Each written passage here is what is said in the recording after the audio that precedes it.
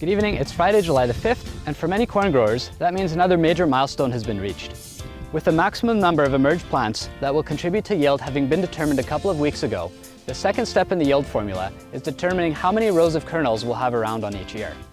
While many farmers love to talk about how tall their corn is at the beginning of July, ultimately the crop staging is going to be more important. In this particular field of P75 27 acre max near Ile-des-Chênes, Manitoba, we're finding corn anywhere from the V4 to the V6 stage, and this is a time of incredible change within those corn plants. Right around that V6 stage, the growing point is transitioning to above ground, rapid stem elongation is beginning, and those microscopic ear shoots are actually already starting to determine how many rows of kernels we'll have around. And this is important in terms of determining yield at the end of the season.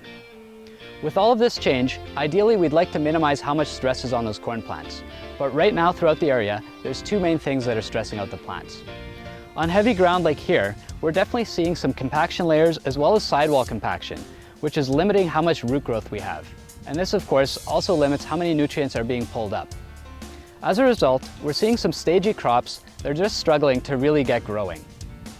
On the other hand, on the light soil, we're looking at a different problem. Emergence and root development are both stronger on lighter textured soils this year, leading to better early season stands. Some fields, like here near Drew, Manitoba, we're already in the V8 stage, which is the end of the line for glyphosate application. A stand like this is going to use close to 2/10 of an inch of water per day due to evapotranspiration. And with limited rain, we're definitely seeing some stands where the leaves are starting to curl up, especially towards the end of the day, due to a lack of moisture. While this stress isn't causing a huge yield drag right now, we're going to need a significant amount of rain before pollination to avoid some of the problems that we saw last year. So once again, I say, it's the weekend, let it rain. With all of the canola fields that have started flowering, it's a wonderful time to get out for a scenic drive. However, if you're a canola grower, you're probably more interested in fungicide timing to help control sclerotinia.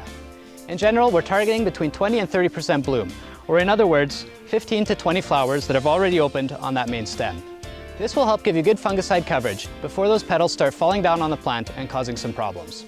This field is right about that 25% bloom, so I'm expecting a pretty busy week of spraying ahead. Soybean stands are really coming around with the recent heat that we've had. We're seeing tremendous vegetative growth, and now most fields are well into flowering.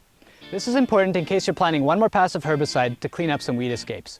Please don't use a product like Odyssey or Viper ADV, as you'll see a noticeable yield drag come harvest time. There are products, including Bazagran, that can be used from here on out to deal with any significant weed escapes, including Roundup Ready canola. In terms of insects, we're seeing more thistle caterpillars than normal this year. However, they're not at economic levels, which is about 20% defoliation.